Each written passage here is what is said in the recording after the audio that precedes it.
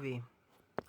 Boa noite, gente. Pra quem tá assistindo depois, a nossa live acabou dando uns pipoco aqui, mas já estamos de volta. Tá bom? Vamos lá. Aqui. Deixa eu achar o Fabrício de novo. Ah, esse cachorro vai começar a latir agora. Vamos ver.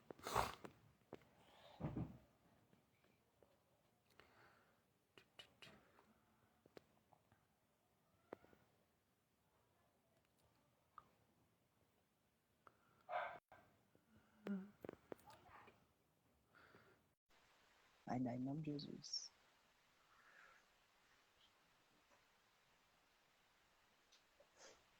Voltou. Aí, voltou? Voltou. Ô, Nicolas, o pessoal estava falando que os comentários estavam desativados. Pessoal, desculpa aí, tá? Desconectou, a gente está conectando de novo. Nicolas, porque como você iniciou, você tem que abrir aí os comentários. Mas estava ativado. Tanto que Tava? o pessoal começou a falar que estava bom o áudio, né? Tá. Deixa eu ver quem tá aqui na live. Eu vou desativar Pessoal, e ativar de novo. Vamos ver. coloca aqui se os comentários estão ativados, fazendo favor, que aí a gente já, ó, tá aparecendo para mim, agora sim. Agora tá deixando o comentário aqui, apareceu para mim agora, adicione comentário. Vamos Ah, lá. beleza. Pessoal, desculpa, teve uma falha aqui na conexão. Eu estava me apresentando, falando um pouquinho, tá, do meu trabalho, mas olha que interessante, eu vou pegar o gancho do que o Nicolas estava falando, da campanha do mês passado, Setembro Amarelo. Olha que interessante, nas minhas palestras, o que eu percebi? Que as pessoas sabem que o Setembro Amarelo é uma campanha contra o suicídio, ali relacionada à depressão, mas não sabe como surgiu. E eu gosto de compartilhar isso com as pessoas. Como que surgiu, né, o Setembro Amarelo? Na verdade, lá nos Estados Unidos, em 1994, tinha um rapaz chamado Mike. E o interessante é que esse rapaz era um menino alegre, um menino comunicativo, um menino que tinha muitos relacionamentos. E ele era apaixonado por carro. E aí ele ganhou de presente um Mustang, um Ford Mustang, aquele carro antigo. Ele ganhou de presente todo arrebentado, todo quebrado. E ele começou a restaurar esse Mustang, esse Ford Mustang. E isso começou a chamar a atenção na época das pessoas, porque ele estava restaurando ele mesmo sozinho, fazendo toda a estética, tudo do carro. E quando terminou de restaurar esse Mustang, ele pintou da cor de amarelo. Olha que legal. Na época, em 1994, não tinha ainda Mustang amarelo, da cor amarela. E por que repercutiu isso? Até a mídia acabou fazendo uma entrevista com ele, repercutiu por ser o primeiro Mustang ali, antigo amarelo, enfim. E aí o que as pessoas não esperavam, que um rapaz muito alegre, apaixonado por carro, cheio de amigos, cometeria o suicídio. Então ali em 1994, esse rapaz de 17 anos apenas, ele tirou a vida. E olha que interessante, no dia do enterro dele, o que as pessoas fizeram? Os amigos, as pessoas que eram próximas, levaram uma cesta lá no enterro, no velório, colocaram uma fitinha amarelo representando ali duas coisas. Primeira coisa, representando o carro, que era um Mustang, né, que ele amava, que ele gostava, que ele pintou da cor de amarelo, e também representava um símbolo de paz. Ou seja, ali os amigos, o que eles falaram? Ó, quando você tiver algum problema, quando você estiver desanimado com a vida, quando você pensar em cometer uma tragédia e o suicídio, ó, tem uma pessoa que está falando que o comentário aqui está desativado ainda, Nicolas. Então, quando a pessoa tivesse desanimado, o que ela fazia? Ela pegava essa fitinha amarela e trocava com alguém ali, mostrando que ela estava precisando de ajuda. Então, em 1994, foi iniciada essa campanha, infelizmente, porque o Mike tirou a vida. E aí teve toda essa representação através dessa simbologia de uma fita amarela. Só que em 2015, aqui no Brasil, começou a aumentar os casos também de suicídio. E aí no Brasil, 2015, iniciou também essa campanha de Setembro Amarelo, por causa lá do Mike dos Estados Unidos. através da Associação de Medicina, Associação de Psiquiatria. Então, por isso que é o mês de Setembro Amarelo, por causa dessa simbologia que teve lá através do Mike. Então, eu sempre gosto de estar explicando por que tem essa campanha, tá? Então, é por isso que ela surgiu. E interessante, Nicolas, que as pessoas não sabem que não existe só um tipo de depressão. O Nicolas ele até mandou um questionário aqui para mim que eu achei interessante, tá? Hoje existe 8 tipos de depressão. Então é legal as pessoas saberem disso. E a ansiedade não existe só um tipo.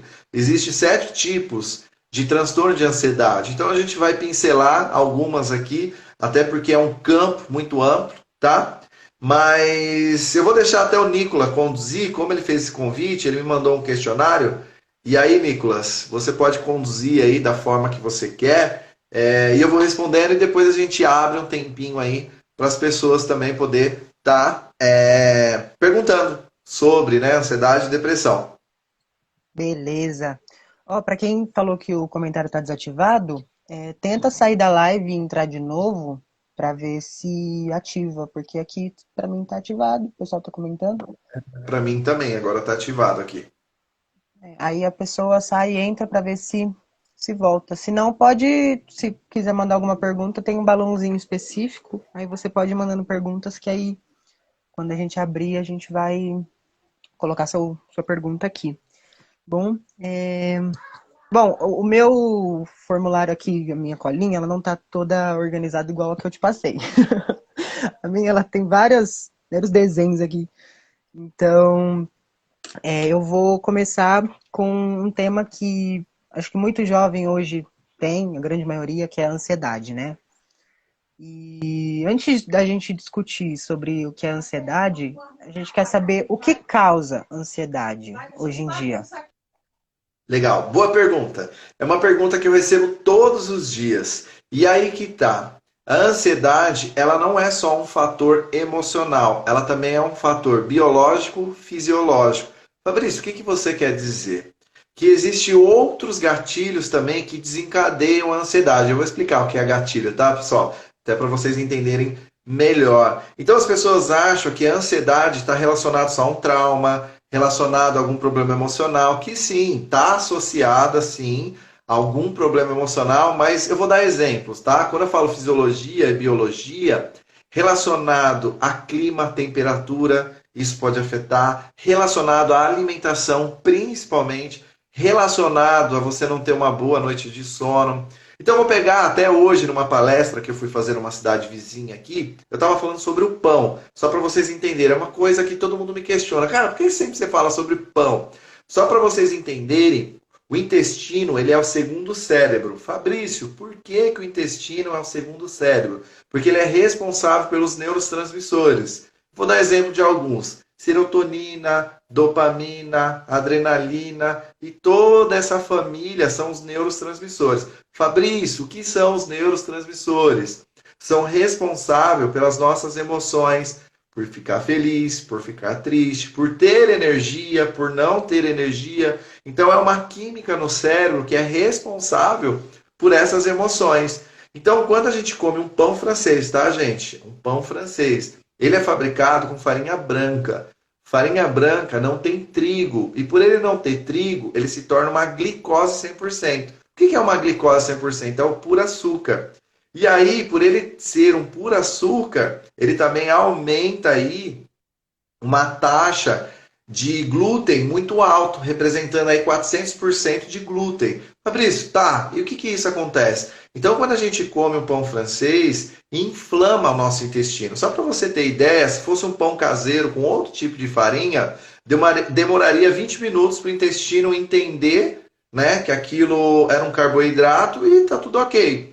Como o pão francês, o intestino ele tem dificuldade de entender, ele demora 2 horas para conseguir entender o que é aquilo. E por isso acaba tendo falha nos neurotransmissores, ou seja, a gente tem falta de química no cérebro. E isso também pode ser gatilho, né, para a ansiedade. Então, Fabrício, é o pão que causa ansiedade? Não, mas ele representa um gatilho. Uma má alimentação representa um gatilho. Uma noite não bem dormida representa um gatilho. um trauma representa o gatilho. Então, quando a gente faz o tratamento com os pacientes, eu já encaminho ele para um fisiologista, para um biólogo, para um nutrólogo, tá? É lógico, não é uma regra. Eu vou ver ali, vou fazer uma avaliação para um psiquiatra, dependendo. Por quê? Porque existem alguns exames específicos para entender como que está a química do cérebro, como que está o intestino dele, como que está, né, a própria biologia.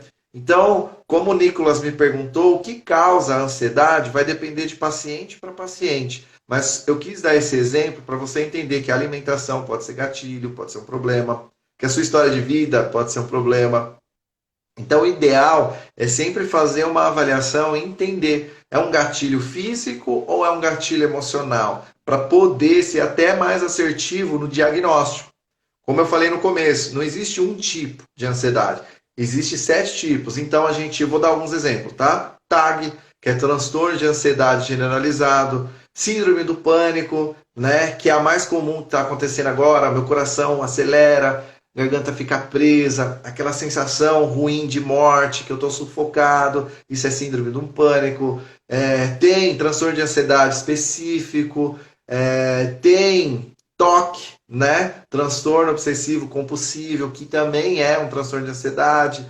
E aí vai. Então, é muito complexo. Existe vários tipos de transtorno de ansiedade que vai ser tratado de uma maneira diferente conforme o diagnóstico. Fabrício, e como que você faz para avaliar? Em média, de 3 a 4 consultas é onde a gente está fazendo a anamnese, ou seja, entendendo realmente o que o paciente tem, e a partir daí a gente encaminha para outros profissionais e começa, de fato, o tratamento, tá? Fabrício, quanto tempo leva em média um tratamento? A gente não costuma fechar uma data específica, mas em média eu sei que de 12 a 16 semanas o paciente fazendo tudo certinho, ele já tem uma melhora aí de 50% já, né, nessa questão de ansiedade. Lógico, novamente, cada caso é um caso, mas a gente consegue melhorar aí 50% buscando o tratamento correto.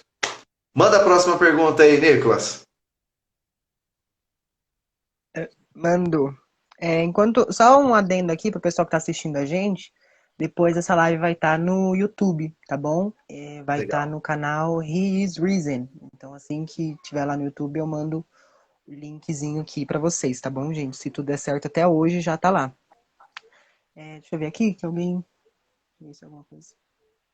Beleza. Gente, vai mandando perguntas aí porque depois a gente vai abrir aqui para vocês para responder a pergunta de vocês, tá bom?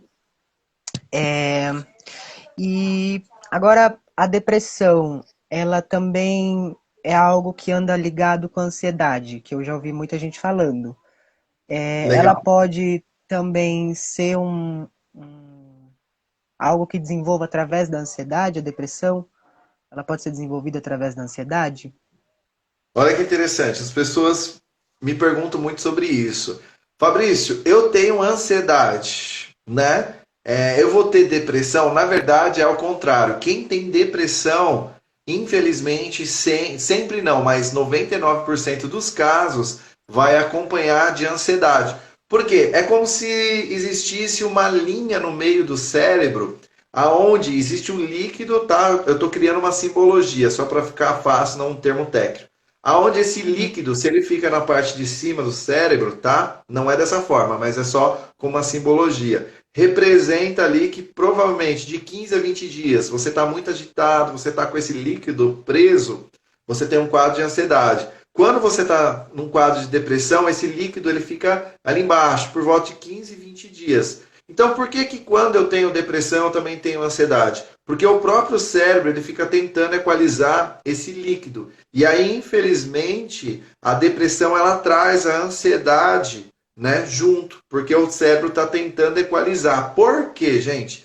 Porque depressão, infelizmente, depende do grau, do estágio que ela está, ela pode sim levar ao suicídio. Já a ansiedade não. Né? Não existe pessoas que morrem por causa de transtorno de ansiedade, mas depressão existe sim pessoas que cometem o suicídio. Então o cérebro ele tem uma defesa e ele tenta equalizar jogando lá para cima essa química, até para você não chegar no nível mais grave. Já a ansiedade não, a química só fica lá em cima e às vezes, né, é lógico, se você está com um transtorno de ansiedade muito grave, ela acaba descompensando e aí você entra num quadro de depressão. Então, lembrando, nem sempre eu vou ter ansiedade e vou ter depressão, mas quando eu tenho depressão, infelizmente eu vou carregar também mais um segundo transtorno, que pode ser dos 7 tipos aí de transtorno de ansiedade. E o que causa a depressão? Novamente, né?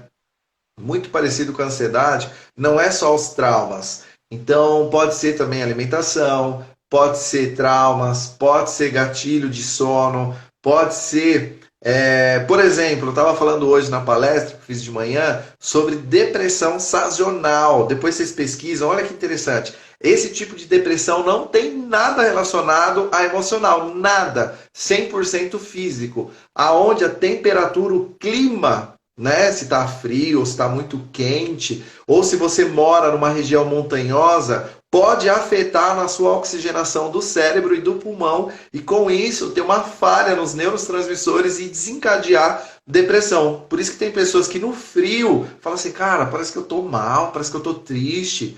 Por quê? Um ser humano comum, adulto, ele respira em média 12 vezes por minuto.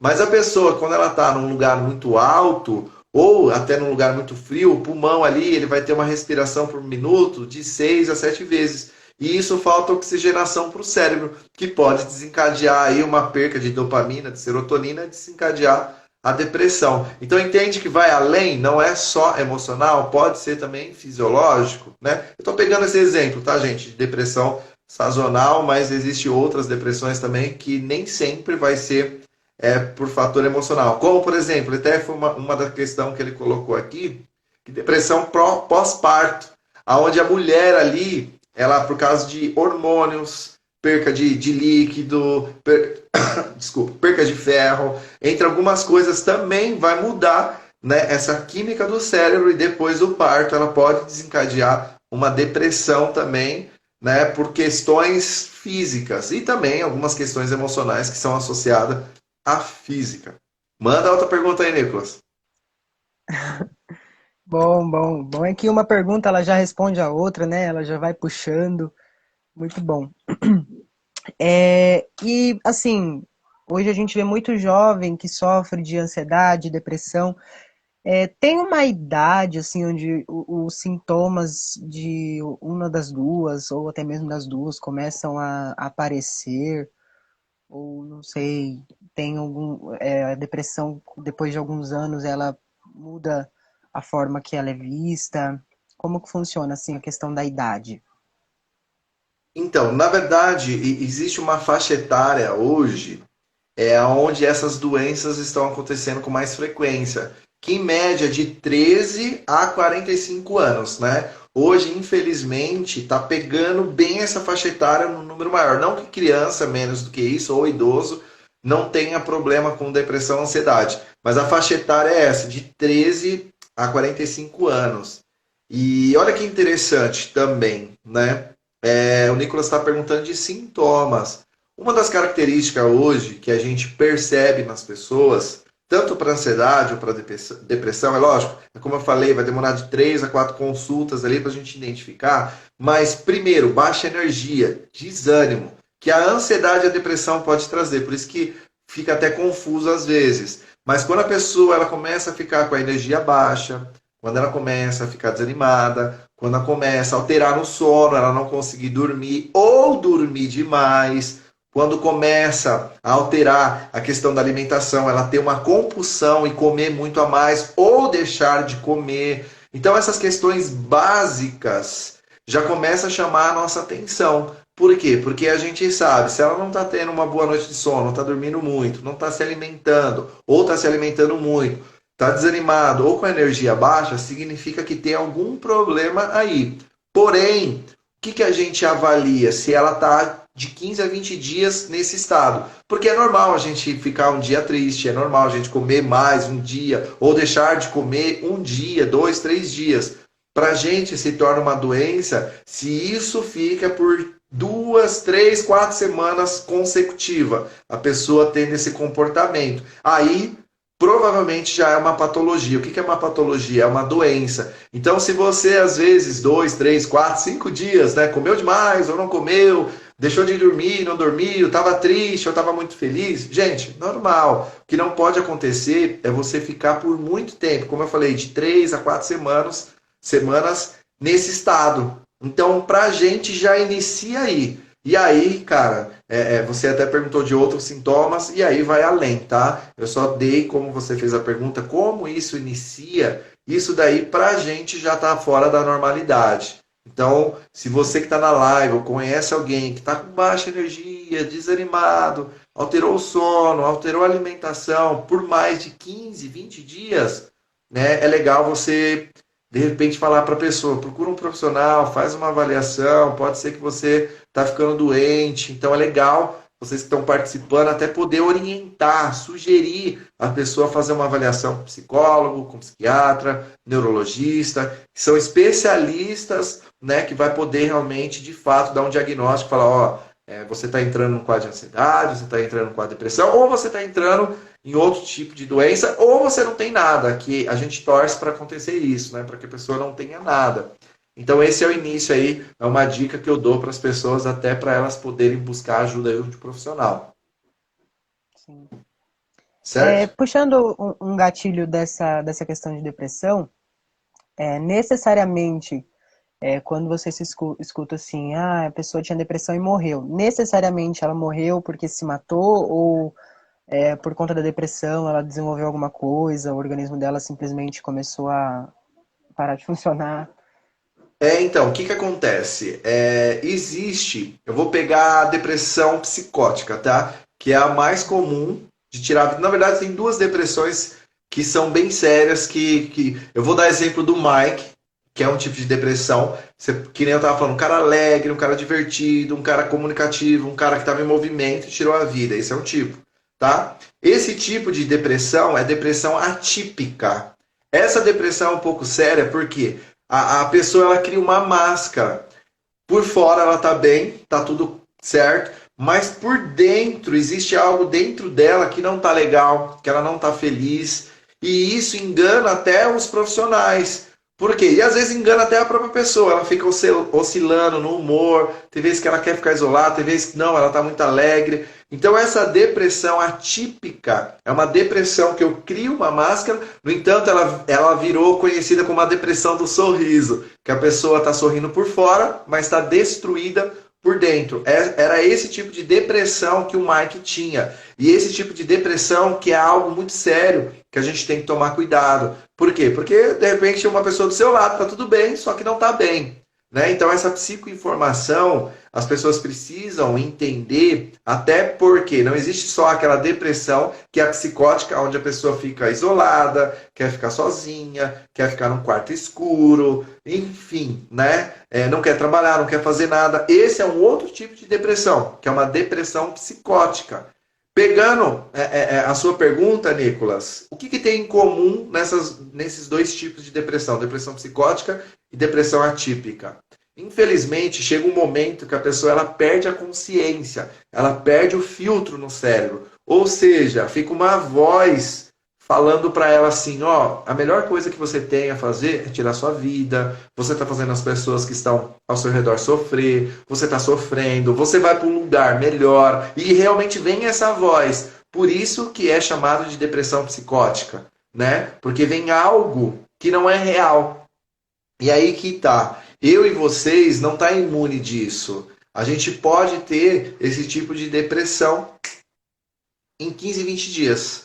Então é muito sério as pessoas procurarem ajuda até para prevenção e promoção de saúde. Para você entender mais, né? Para você entender que você não está imune a tirar a sua vida.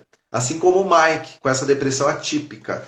Então o grande lance, Nicolas, é esse filtro que a pessoa perde, essa consciência. Porque se você parar para pensar, você fala, como ter coragem de tirar a vida, né? Uma pessoa em sã consciência jamais tiraria a vida. Exatamente. Por isso que ela perde a consciência e ela acaba fazendo esse ato, esse comportamento de tirar a vida. E olha que interessante. A polícia científica, o que ela identificou? A maior parte do suicídio é o que ainda é amarrando a corda, subindo em cima de um banco e chutando o banco. Só que o que a polícia científica identificou? Que quando a pessoa chuta o banco, vem a consciência. Aí ela acorda e ela tenta puxar o banquinho com o pé. Então olha que sério que é isso, gente. Ou quando a pessoa ela corta o pulso, vem a consciência, porque ela vai tirar a vida ali, perdeu a consciência. Aí começa a sangrar, sangrar, ela volta em si e fala, meu Deus, o que eu estou fazendo? E ela tenta correr, enfim, para o hospital para tentar corrigir aquilo que ela fez de errado.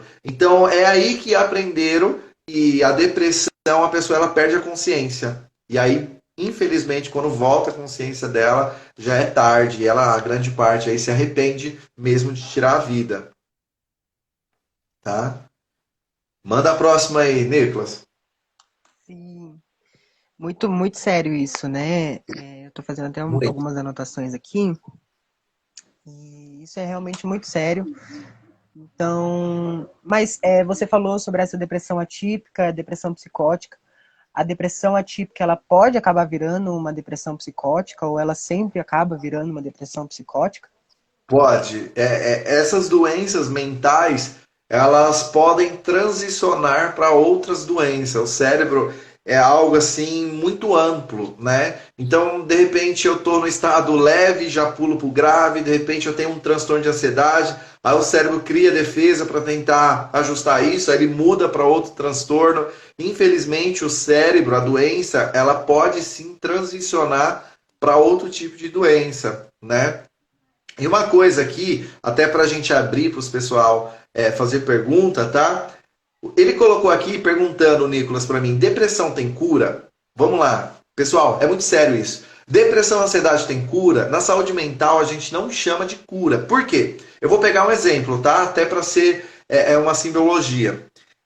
Se eu, Fabrício ou Nicolas, decidir durante esses 3 meses agora para frente comer hambúrguer e pizza na hora do almoço, na hora da janta, na hora do café, o que vai acontecer? A gente vai engordar. Porque 3 meses comendo só coisas porcaria, a gente vai engordar. Só que daqui 3 meses, eu, Nicolas, a gente toma uma decisão de falar assim, não, vamos fazer uma dieta e vamos fazer uma academia. E a gente fica por 3 meses fazendo uma dieta. O que vai acontecer? A gente vai emagrecer. Só que daqui 9 meses, a gente decide de novo se alimentar de uma forma ruim. Ah, quer saber? Vamos comer tudo porcaria. O que vai fazer? Vai engordar novamente. O que eu estou querendo dizer? Saúde mental também é assim, não existe cura. Existe mudar o seu estilo de vida, mudar os seus comportamentos, identificar os gatilhos e a partir daí mudar. Mas se você voltar a fazer as coisas da mesma forma, vai voltar a depressão e vai voltar a ansiedade. E, infelizmente, eu tenho uma notícia muito triste. Assim como o corpo, quando você engorda, a tendência de você engordar de novo é muito alta. Quando você tem depressão ou transtorno de ansiedade, você tem chance de 3 vezes mais você ter de novo. Fabrício, então eu abro um portal depois que eu tenho essa doença? Infelizmente, gente. Então, se você conhece alguém que sofre ou já sofreu, dá um alerta para ela, fala, você tem que mudar o seu estilo de vida. Você tem que mudar, né, a forma de você pensar, a maneira de você se comportar. Por quê? Porque existe uma chance de você ter de novo. Então não existe essa palavra cura. Existe você mudar. E aí sim, né, você mudando o seu estilo de vida, você vai morrer e nunca vai ter mais esse problema de novo. Lembrando, se você mudar o seu estilo de vida. Então essa palavra cura na saúde mental, ela não existe. Existe mudar o estilo de vida, identificar os gatilhos e controlar. É isso, assim como engordar. Não existe uma cura para eu não ser gordo, mas existe eu me alimentar de uma forma saudável, tá bom?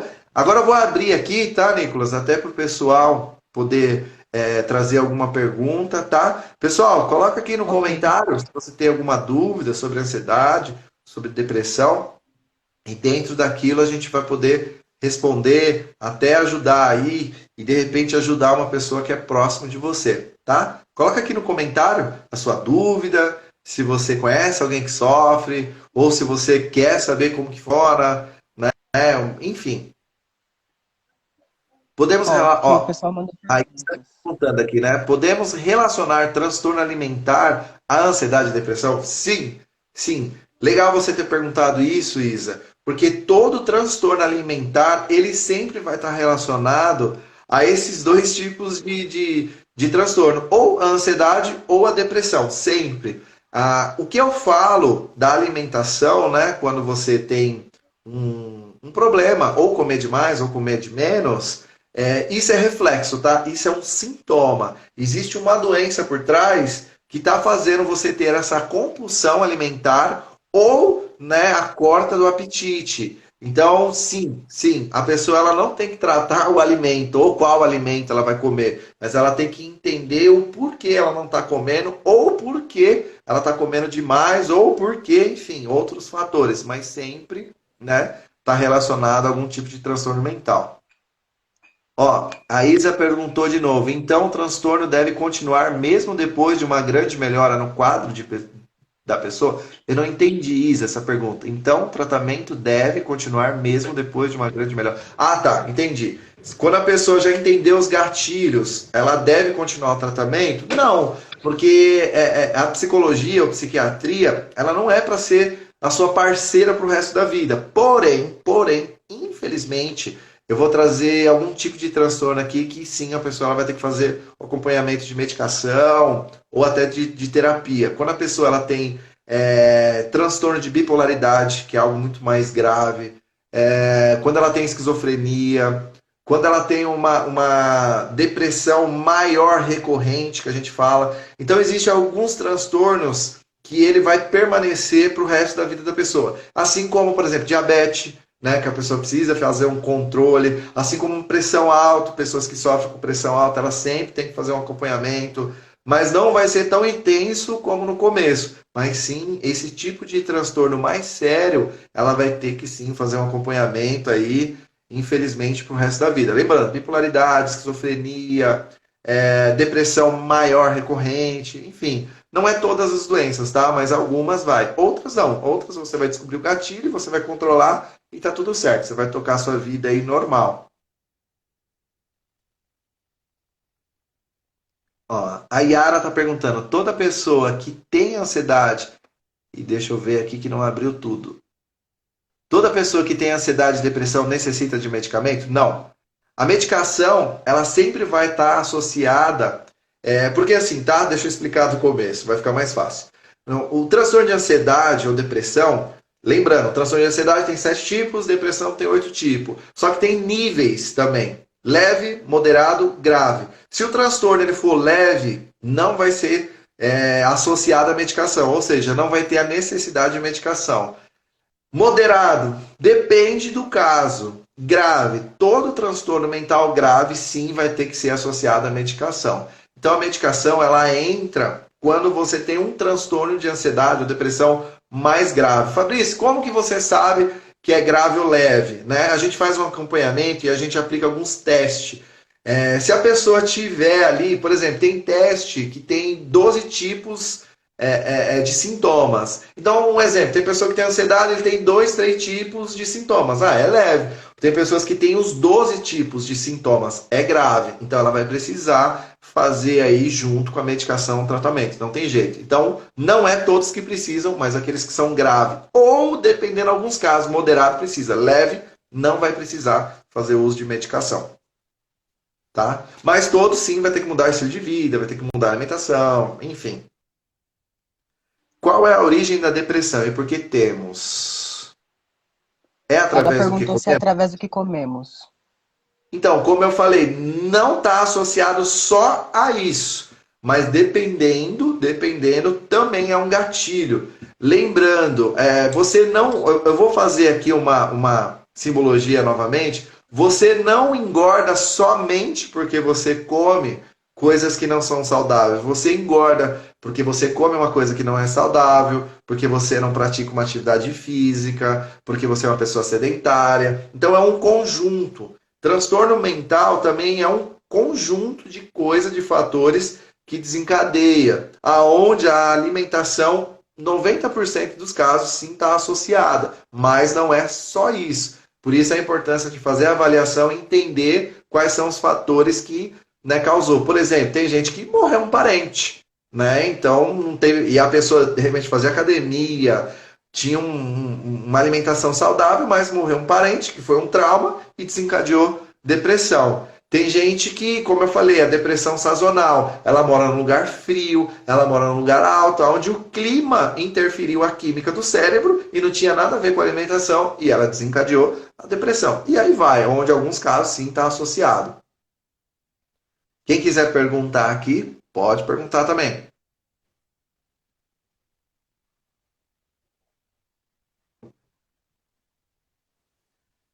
Sim, aí sim, né? Todo transtorno mental sempre a serotonina, a dopamina, a adrenalina, enfim, ela vai estar relacionada. Mas nem sempre é a falta, tá, gente? Isso é interessante porque o cérebro ele pode estar sobrecarregado também, que isso faz mal para o cérebro. Só para você ter ideia, o intestino ele costuma, em média, subir em torno de 500 mil neurotransmissores, o coração, em média, 50, que o coração também transmite, tá? Em média, 50 mil neurotransmissores. Essa é a média. Porém, tem pessoa que pode produzir 1 milhão de neurotransmissores. Isso sobrecarrega o cérebro também. Então, nem sempre é a falta, mas pode ser também associado ao dobro, ao triplo, enfim, desses neurotransmissores. Por isso que é legal a pessoa saber qual medicação ela está tomando, uma medicação que ajuda na serotonina, ou uma medicação que corta a serotonina, enfim.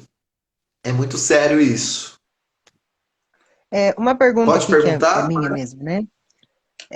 Tá. Essa questão de hormonal, assim, que mexe, né, com sentimento e tal.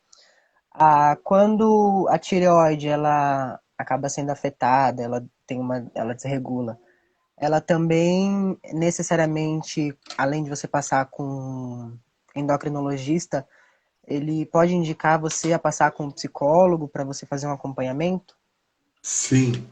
Boa, boa você ter falado isso, porque hormônio, ele vai alterar, automaticamente vai alterar a química do cérebro, automaticamente vai trabalhar de uma forma errada a oxigenação do cérebro, automaticamente vai refletir serotonina, dopamina, entre outros neurotransmissores. Então, quem sofre disso, é bom sim fazer um acompanhamento, né? As pessoas que têm gastrite, muitas pessoas não sabem, mas 70, 80% da gastrite está relacionada a problema emocional e não somente por causa da alimentação. Ferro, as mulheres, olha que interessante isso, que eu vi que a grande parte que está aqui são mulheres. Mulheres no período menstrual, a tendência de ela perder ferro na menstruação é muito grande. E com essa perca de ferro também pode alterar, né, os neurotransmissores, porque o ferro é importante para o corpo. Então, e outra, a mulher nesse período, né, os hormônios dela fica todo bagunçado. E isso também pode alterar na questão aí também da química do cérebro. Fabrício, então quer dizer que uma mulher menstruada, se alimentando de uma forma errada e tal, ela pode desencadear um transtorno mental? Sim, pode, né, pela falta de ferro, pela química aqui no cérebro não tá legal, pelos hormônios que estão bagunçados. Por isso que eu falei que a depressão pós-parto, tudo isso pode entrar em jogo. Mesmo a mulher tendo uma alimentação legal, mesmo ela tendo um estilo de vida legal, mas através ali do parto, por ela perder sangue, por N fatores, pode desencadear essa depressão pós-parto. E fora isso, existe a depressão que é chamado blues, né? Baby blues. Ela é muito parecida com a depressão pós-parto. E aí que tá, depois vocês pesquisam esse tipo de depressão, né, baby blues, que pode ser confundida. E o tratamento dela é um pouco diferente, tá? Apesar dos sintomas serem parecidos aí com a depressão pós-parto. Então existe esse tipo de transtorno que as pessoas não conhecem, baby blues. Depois vocês pesquisam. Então vai além, entende? Que existem outros transtornos que a sociedade ainda não conhece, mas que existe e de repente é tratado como uma depressão pós-parto e está fazendo o tratamento errado. Tem que fazer o tratamento aí para uma baby blues. Ok. Ó, a Yara fez mais uma pergunta aí, ó. Depressão faz então a pessoa se automutilar? Não é todo tipo de depressão. Yara, como eu falei, existe 8 tipos de depressões. Dependendo do tipo de depressão, ela vai sim automutilar. Mas tem alguns transtornos de ansiedade que também traz essa automutilação. Por quê? A pessoa está no estado ali ou de muita tristeza ou de algo muito confuso no cérebro e isso começa a sobrecarregar ela. E uma forma dela descarregar pode ser automutilando. Então tem pessoas que estão tão ansiosas que se cortam. E tem pessoas que estão depressivas, que ela quer tirar a vida também, ela se automutila. Então pode aí acontecer tanto na ansiedade ou quanto na depressão. Mas não é uma regra. Não são todas as pessoas. Por isso que eu falei, depende do transtorno, vai fazer isso. Depende do transtorno, nem vai passar na cabeça da pessoa a ideia de automutilar. E quando que a pessoa que sofre assim desses problemas, precisa buscar ajuda, assim? Tem uma certa quantidade de sintomas, acontecimentos, sentimentos que ela precisa ter para Olha poder que buscar legal. ajuda? Olha que legal essa pergunta. O que que acontece, Nicolas? A psicologia, ela foi criada para prevenção e promoção de saúde. É como se fosse um ginecologista. Por que que as mulheres vão lá no ginecologista? Para fazer a prevenção, para ver se está tudo ok, para ver se ela está saudável, para ver, enfim, se precisa fazer algum tratamento. A psicologia, as pessoas deveriam procurar antes, ou seja, todas as pessoas devem procurar um psicólogo como prevenção e promoção de saúde. Infelizmente, a gente se tornou TI. Então, a pessoa, quando ela está toda bagunçada, quando ela está ali no limite, ela vai buscar um psicólogo. Não estou falando que a gente não trata dessa forma, só que não é o ideal. Então, até para ser assertivo, qual que seria o ideal? As pessoas, né, procurar ajuda aí e falar, cara, eu quero saber como que eu tô, como meu emocional tá, se tá ok, não tá, né? E aí, a partir daí, a gente vai dar o caminho. O certo é ser como prevenção e promoção de saúde, mas infelizmente a gente se tornou o TI. Por isso que eu estou até palestrando no Brasil para passar essa psicoeducação. Porque quando eu falo algumas coisas na palestra, a pessoa já identifica, poxa, eu tenho isso de sintoma. Opa, eu tenho isso. Ou a pessoa fala, meu, eu achava que eu tinha algum problema emocional e não tenho nada desses sintomas. E tá tudo certo. Entende? Sim. Ó, uma pergunta do Maçom Seguros. O remédio para ansiedade e depressão se toma direto ou em algum momento, deixa eu abrir mais aqui, ou em algum momento eu posso ter pausa. Então, essa questão de medicação, tá? É uma coisa mais voltada à psiquiatria, mas eu posso te responder. Na grande parte, se você foi receitado pelo médico, a maioria dos médicos, o que eles fazem? Você vai lá, ele vai te passar uma receita para 30 dias e você retornar. Ou ele vai te passar uma receita para você tomar durante 90 dias a medicação e retornar nele. Para quê? Para ele ver se houve uma melhora ou não houve. Em média, as pessoas tomam medicação de 6 meses a um ano, tá? Em transtornos médio ou grave. Essa é a média, não estou falando que é uma regra. Então, o psiquiatra ele sempre faz isso. Agora, você pode pausar por conta? Não, porque você pode trazer um prejuízo com isso. Fabrício, eu estava tomando a medicação, me senti melhor, depois de 40 dias eu quis pausar. Então, é a medicação que está fazendo você ter essa sensação de melhora. E se você corta, essa química ela pode abaixar de uma vez no seu cérebro e aquilo que estava sendo correto para te tratar pode te trazer um prejuízo maior. Então, gente, não pausa a medicação por conta. Sempre volta lá no médico e ele vai começar a desmamar. Desmamar é o quê? Abaixar a dose até você se libertar disso daí, tá? Pergunta da Isa. Infelizmente, algumas pessoas tratam a psicologia com um pouco de preconceito e até mesmo receio. Isa, na verdade, a maioria das pessoas ainda tem preconceito. Para que eu vou no psicólogo? Para ficar falando? Eu não sou louco? Eu vou lá falar com ele para me pagar para ele escutar? Não. Psicólogo, ele tem técnicas, ele tem métodos para te ajudar a enxergar aquilo que você não enxerga. Então, a gente não fica só conversando, né? A gente, de fato, vai fazer uma ressignificação no seu filtro para que você consiga enxergar os gatilhos que está causando as coisas ruins na sua vida. Então, psicólogo é para isso. Mas, infelizmente, Isa, realmente, muitas pessoas ainda têm preconceito e ainda a psicologia ela não é tão acessível, tá? Não é tão acessível ainda para as pessoas, mas a gente está lutando para que a terapia seja para todos. Sim. Vamos lá? Mais duas Tem perguntinhas para a gente poder encerrar aqui. tem um programa do governo do estado de São Paulo, não sei se você já viu, que eu não lembro o nome agora, mas tem onde você tem consultas com um psicólogo de maneira online e é totalmente gratuito. Então, depois eu vou tentar encontrar o site, tentar lembrar o nome do site, e aí eu vou deixar na descrição aqui da live, vou deixar também no meu perfil, assim que eu postar a live, eu deixo o link, que já é um meio de você poder buscar ajuda, né? Mesmo até para quem não tem condição de pagar um psicólogo, pelo menos já ir se encontrando, né? Isso, legal. O que que eu já vi esse meio de comunicação. O que que eles fazem? Eles fazem como se fosse uma triagem, tá? Eu vi que alguns planos do governo, eles aplicam o teste chamado DAS-21. Esse teste, ele vai ver o seu nível de ansiedade, o seu nível de depressão e o seu nível de estresse. A partir daí, como ele é um teste muito simples, né, essa triagem vai te encaminhar. Ó, é legal você procurar o posto mais próximo, para fazer uma avaliação. É legal você procurar o seu médico para ele poder entender melhor. Enfim, ali vai te mostrar, através de um teste, qual é o nível que você está de ansiedade, depressão, de estresse. Então é legal você ter comentado isso, Nicolas. É algo que eu estou tentando também criar em forma de aplicativo, tá?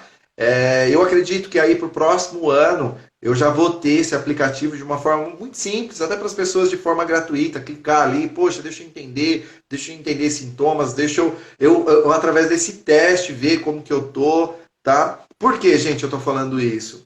Porque eu fui reconhecido recentemente entre os 10 maiores profissionais do Brasil que fala sobre ansiedade e depressão. Eu já atendi mais de 3.000 pessoas e graças a Deus muitas tiveram êxitos, né? Ou seja, muitos se libertaram disso. Como eu falei, porque eu fui estudar antropologia, sociologia, biologia, fisiologia e psicologia. Então, depois de eu estudar tanto, hoje eu tenho uma maestria nesse campo, né, de ansiedade e depressão. Então, eu estou criando todo esse mecanismo para poder realmente ajudar as pessoas de uma forma aí gratuita, para ela entender essa psicoeducação, entender o que, que é doença, o que, que não é, o que causa, o que não causa, o que, que pode ajudar, o que, que não pode, qual profissional eu busco, qual profissional não busco, se é legal tomar medicação, se não é, se eu posso cometer suicídio, eu não posso. Enfim, através dessas ferramentas aí, vai te ajudar muito. Provavelmente o próximo ano também, já comecei a escrever, tá? É algo exclusivo aí para vocês, tá? Hoje eu tive um bate-papo com um amigo, provavelmente eu vou estar escrevendo um livro no próximo ano, falando, né, sobre ansiedade e depressão, como você controlar, como você sair desse estado, de uma forma muito simples, livro, de uma forma muito didática, de uma forma aonde, lógico, sempre é necessário você buscar uma ajuda de um profissional, mas você lendo esse livro, você vai poder entender se você está no estado que a gente chama de doença ou não. E a partir daí você vai buscar, né, uma ajuda mais assertiva. Uhum. Aí então, acho que até aqui eu não recebi mais pergunta. Você pode falar um pouquinho sobre o transtorno de bipolaridade? Sim. O transtorno de bipolaridade, eu até comentei um pouquinho, uns 10 minutinhos antes. Esse transtorno, ele infelizmente é considerado um dos transtornos mais graves que tem dentro da psiquiatria, né? Porque é um transtorno que ele fica transicionando entre o consciente e o inconsciente. A bipolaridade, ela não é aquela doença que as pessoas acham assim, ah, hoje eu tô feliz, amanhã eu tô triste. Depois da manhã eu tô feliz, depois eu tô triste. No outro dia eu tô feliz, no outro dia eu tô triste. Na verdade, essa doença ela fica transicionando entre o consciente e o inconsciente, consciente e inconsciente. Ou seja, a pessoa vai estar eufórica uma determinada data e depois de uma outra data ela vai estar depressiva, né? Tendo alucinação, desanimada, tendo perturbação. E em outro momento ela vai estar muito aflorada, ligando para todo mundo, querendo ter vários relacionamentos. Enfim, então é uma doença que ela fica transicionando, é como se fosse o lado bom e o lado ruim do ser humano. Ela fica transicionando, não é uma regra um dia sim, um dia não, tá? Como as pessoas pensam. Tem pessoas que elas ficam 3 meses bem aceleradas e depois ficam mais 3 meses ou 2 meses depressiva. Tem momentos sim que ela fica uma semana acelerada e outra semana depressiva. Tem vezes que ela fica um dia acelerada e outro dia depressiva. Então é uma doença que ela fica transicionando. Fabrício, tem cura? Essa, infelizmente, ela vai ter que tratar para o resto da vida, tá? Porque é algo muito sério. No entanto, gente, depende do estado que a pessoa tá, ela pode até se aposentar tendo esse tipo de transtorno, bipolaridade e esquizofrenia, tá? Então é algo que a sociedade também não tem informação, mas sim, é uma doença física também, que altera toda a química do cérebro, por isso que a pessoa ela pode se aposentar. O bipolar ele tem consciência de que ele é bipolar. Quando ele toma medicação, novamente, aí volta, né, um estado de consciência e ele entende que ele tem esse tipo de doença. Mas quando ele não está fazendo o tratamento, quando ele não entende ainda, quando ele está no estado que a gente fala de mania, ele não vai identificar que ele é uma pessoa doente, tá? Ele não vai identificar que ele tem bipolaridade. Muitas pessoas, na verdade, na sociedade, nem imagina que tem esse tipo de transtorno. Então, a partir do momento que ele faz o tratamento, ele busca ali uma ajuda, ele começa a tomar a medicação ela tem o poder de trazer um filtro, de melhorar a consciência dessa pessoa. Aí a pessoa, ela começa a entender que ela tem uma doença, e a partir daí, ela entende que ela precisa de um cuidado pro resto da vida, tá? Mas muitas pessoas ainda não entendem que tem essa doença. Uhum. Vamos lá, A mais uma pessoa que tem pergunta. bipolaridade, a pessoa que tem bipolaridade, ela pode cometer suicídio? Não. Pode. Pode, infelizmente, porque a gente chama de doença psicótica. Esse nome psicótico, gente, ele vai estar associado a alguns tipos de transtorno. Ah, a pessoa tem uma esquizofrenia psicótica, ela tem uma depressão psicótica, ela tem uma bipolaridade psicótica. Psicótica ou seja, a pessoa perde a consciência. Ela entra no estado de confusão mental, onde ela escuta vozes. Então não é só esquizofrenia, bipolaridade, a pessoa pode escutar a voz.